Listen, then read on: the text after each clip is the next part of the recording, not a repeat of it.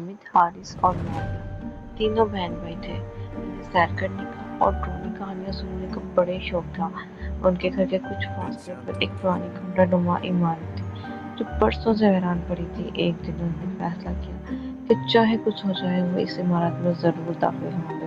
امی ابو کو بتائے بغیر وہ اس عمارت کی طرف چل دیے۔ وہ کھنڈر ان کی سنی ہوئی کہانیوں سے بھی کہیں زیادہ خوفناک تھا، اور آج وہاں پر تو روشنی بھی تھی۔ تینوں نے ہمت کی اور آہستہ سے اندر داخل ہو گئے۔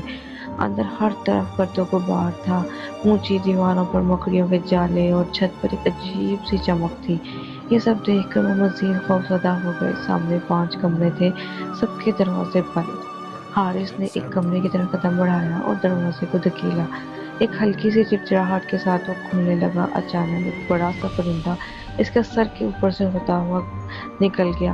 حارث چیخا، پیچھے ہٹا اور اوپر دیکھا تو چمگادڑیں ہی چمگادڑیں نظر آنے لگی۔ اسی لمحے باقی کمروں کے دروازے بھی خود بخود کھلنے لگے۔ تینوں نے بھاگنے کا ارادہ کیا، لیکن پیچھے مڑ کر دیکھا تو بنگلے کا بڑا دروازہ خاموشی سے بند ہو چکا تھا۔ پھر ایک دھواں دروازوں سے نکلنے لگا، دھواں بڑھتا گیا یہاں تک کہ کچھ بھی نظر آنا بند ہو گیا، اور تب عجیب و غریب سی آوازیں سنائی دینے لگی۔ ایک ویولا دھوئیں سے نکلتا ہوا ان کی طرف بڑھ رہا تھا۔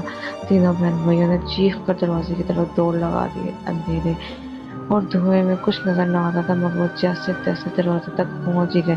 آنکھیں بند کر لی اور زور لگایا، 1 2 اور 2، دروازہ کھل گیا۔ وہ تینوں باہر نکل کر زمین پر گر کے سانسیں کھوئی ہوئی تھی۔